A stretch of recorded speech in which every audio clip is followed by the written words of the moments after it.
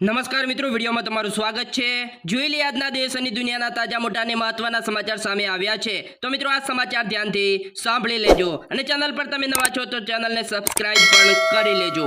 સૌપ્રથમ મિત્રો વાત કરવામાં આવે તો પશુપાલન માટે ખુશ ખબર આવી છે। જી હા દોસ્તો, દૂધસાગર ડેરીએ દૂધ ઉત્પાદકો માટે મિત્રો દૂધના ભાવમાં કર્યો છે વધારો। જેમાં દૂધસાગર ડેરીએ દૂધના ભાવમાં 10 રૂપિયાનો વધારો કર્યો છે, જેના કારણે દૂધસાગર ડેરીએ દૂધના ભાવમાં 820 થી વધારીને મિત્રો જે પહેલા 820 થી હતો ભાવ તે મિત્રો 830 રૂપિયા કર્યો છે। દૂધના ભાવમાં 10 રૂપિયાની વધારાથી દૂધ ઉત્પાદકોને વાર્ષિક 48 કરોડ રૂપિયાનો ફાયદો થશે। તેમાં મિત્રો દૂધસાગર દવારીના ચેરમેન અશોક ચૌધરીના 4 વર્ષના શાસનમાં દૂધના ભાવમાં મિત્રો સતત 14મી વખત વધારો કરવામાં આવ્યો છે। અશોક ચૌધરી ડેરીના ચેરમેન બન્યા બાદ ત્યારે દૂધના ભાવમાં 650 હતા, જે તબક્કાવાર વધારીને હાલ અત્યારે 830 રૂપિયા અવધિ વધારવામાં આવ્યા છે। જે મુજબ જોવા જઈએ તો મિત્રો દૂધના ભાવમાં 180 રૂપિયાનો વધારો થયો છે। અશોક ચૌધરીના સમયમાં દૂધના ભાવમાં 180 રૂપિયા વધારો થવાના કારણે વાર્ષિક 800 કરોડ રૂપિયા વધારાના દૂધ ઉત્પાદકોને ઘેર પહોંચ્યા છે।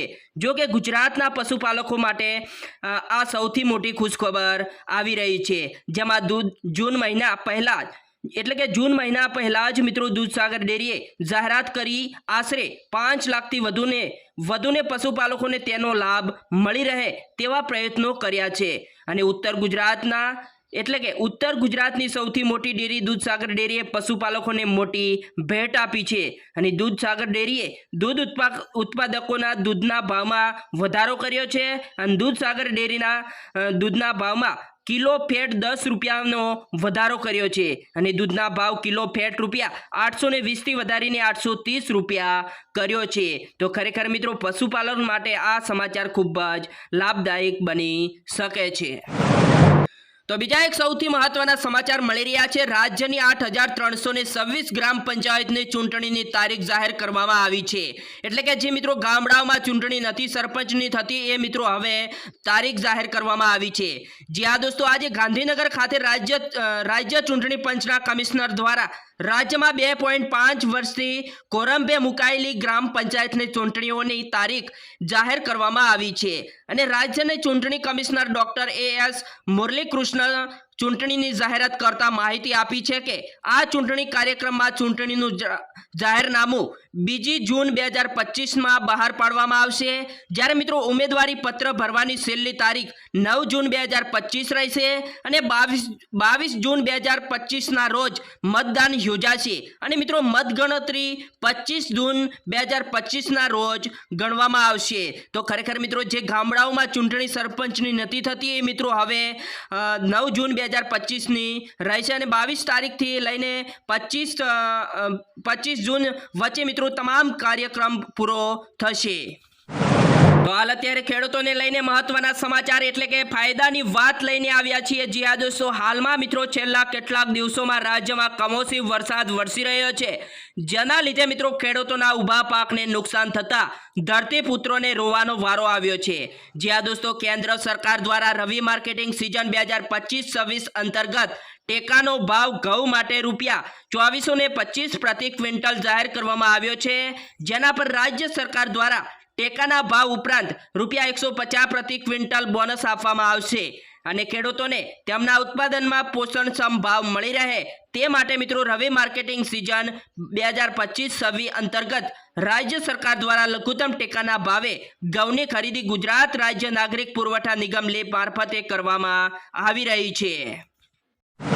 તો બીજા એક સૌથી મહત્વના સમાચાર મળી રહ્યા છે। ગાજવીજ સાથે ભારે વરસાદનું યલો એલર્ટ જાહેર કરવામાં આવ્યું છે। જી હા દોસ્તો, ગુજરાતના અનેક જિલ્લાઓમાં વરસાદ વરસી રહ્યો છે, ત્યારે મિત્રો હવામાન વિભાગ દ્વારા આગામી 3 જૂન એટલે કે 3 તારીખ સુધી વરસાદની મોટી આગાહી કરવામાં આવી છે। અને રાજ્યમાં આજે બુધવારે 28 મે અમરેલી, ભાવનગર, ભરૂચ, સુરત, તાપી, ડાંગ, નર્મદા, નવસારી, વલસાડ જિલ્લામાં છૂટાછવાયા સ્થળોએ ભારે વરસાદના પગલે યલો એલર્ટ જાહેર કરવામાં આવ્યું છે। જ્યારે મિત્રો આગામી 3 તારીખ સુધી રાજ્યના સૌરાષ્ટ્ર, મધ્ય, ઉત્તર અને દક્ષિણ ગુજરાતના 14 થી વધુ જિલ્લાઓમાં ગાજવીજ સાથે મિત્રો હળવાથી મધ્યમ વરસાદની આગાહી કરવામાં આવી છે। ત્યાર પછી મિત્રો સમાચારની વાત કરવામાં આવે તો આહિર સમાજ બાદ હવે મિત્રો રબારી સમાજે નવા નિયમો અમલમાં મૂક્યા છે. જી હા દોસ્તો, મિત્રો આ નિયમો શું છે એ જાણી લેજો. ગુજરાતના બનાસકાંઠાના થરાદ બાદ હવે મિત્રો ડીસામાં પણ રબારી સમાજે સુધારવાદી નિર્ણય લીધો છે. અને મિત્રો અગાઉ પણ રાજ્યના કેટલાક જિલ્લાઓમાં રબારી સમાજ દ્વારા કુરિવાજો નાબૂદ કરવા, સમાજમાં શિક્ષણનું સ્તર વધારવાનો નિર્ણય લેવામાં આવ્યો છે. ત્યારબાદ મિત્રો સમાજે ડીસાના દુધેશ્વર મહાદેવના મંદિરમાં નવા નિયમો અમલમાં મૂક્યા છે. પહેલા પણ મિત્રો આહિર સમાજ દ્વારા આ પ્રકારનો નિર્ણય કરાયો હતો એવું મિત્રો સામે આવ્યું હતું. ત્યાર પછી મિત્રો હવે રેશન કાર્ડ ધારકોને દર મહિને મળશે 1,000 રૂપિયા. જી હા દોસ્તો, તમામ રેશન કાર્ડ ધારકો આ સમાચાર ધ્યાનથી સાંભળી લેજો. જી હા દોસ્તો, સરકાર લોકોને આકર્ષવા માટે સમયાંતરે અલગ અલગ યોજનાઓ મિત્રો લઈને આવે છે.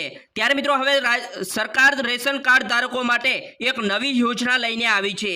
અને સરકારે એક એવી યોજનાની જાહેરાત કરી છે જેનો લાભ મોટા ભાગના ગરીબ લોકોને મળશે. અને આ યોજના હેઠળ તે પરિવારોને દર મહિને અનાજની સાથે સાથે મિત્રો 1,000 રૂપિયા પણ મળવાપાત્ર છે. જેમની મિત્રો આર્થિક સ્થિતિ સારી નથી તેમના માટે મિત્રો આ યોજના લાવવામાં આવી છે. અને આ યોજનાનો ઉદ્દેશ માત્ર ને માત્ર મફત રાશન પૂરું પાડવાનો નથી, પરંતુ ગરીબ અને જરૂરિયાતમંદ પરિવારોને આર્થિક સહાય પૂરી પાડવાનો પણ છે. અને મિત્રો આ યોજનાનો લાભ ફક્ત તે લોકોને જ મળશે જેઓ માપદંડો પર પૂરા ઉતરતા હશે. અને આ યોજનાનો લાભ લેવા માટે સૌપ્રથમ તમારા માટે રેશન કાર્ડ ધારક હોવું ફરજિયાત છે. તમારી વાર્ષિક આવક 2 લાખ રૂપિયાથી ઓછી હોવી જોઈએ અને રેશન કાર્ડ KYC હોવું જોઈએ. અને આ યોજના દરેક લાભાર્થીઓને ખાદ્ય સુરક્ષા પૂરી પાડવામાં આવશે, જેમાં દરેક લાભાર્થીના બેંક ખાતામાં દર મહિને 1,000 રૂપિયાની નાણાકીય સહાય પણ મોકલવામાં આવશે.